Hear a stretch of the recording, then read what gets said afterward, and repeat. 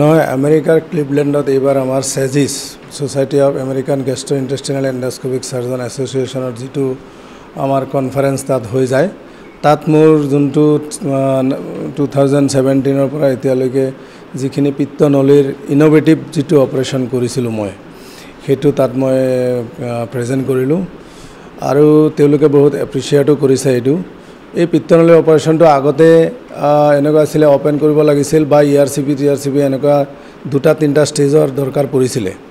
কিন্তু এতিয়া মোৰ পদ্ধতিটো এনেকুৱা হ'ল যে পেচেণ্টৰ গলব্লাডাৰ পাথৰ আৰু লগত যদি পিত্তনলীৰ পাথৰ লৈ আহে তেতিয়া কম একে খৰচত একেটা সেটিংতে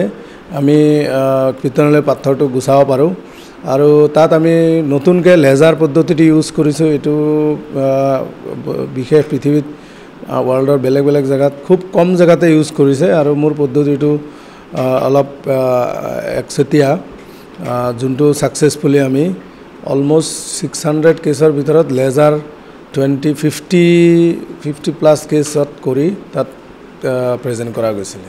নহয় তাততো 17 to 20 লৈকে হৈছিলে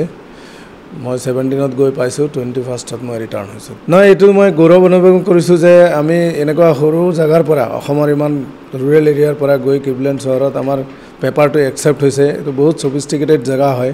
কিন্তু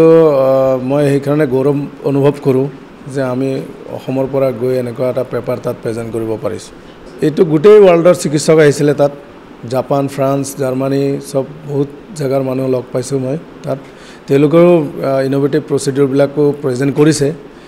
কিন্তু সেই মোৰোতো তেওঁলোকৰ লগত মোৰটো প্ৰেজেণ্ট হৈছে মানে সেইবিলাক হিচাপে গৰ্বিত হৈছোঁ মই আমিতো কামবোৰ কৰি গৈ আছোঁ এটাৰ পিছত এটা ইনোভেশ্যনবিলাকতো তেনেকৈ হয় যেতিয়া বিপদত পৰা যায় তেতিয়া আচলতে আমি কম খৰচত পেচেণ্টবিলাক কেনেকৈ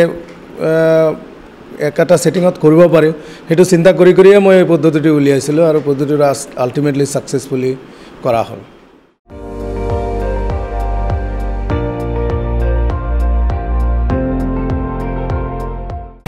আপুনি চাই আছে ND24 সৰ্বশ্ৰেষ্ঠ নহয় সৰ্বোত্তমৰ দৌৰ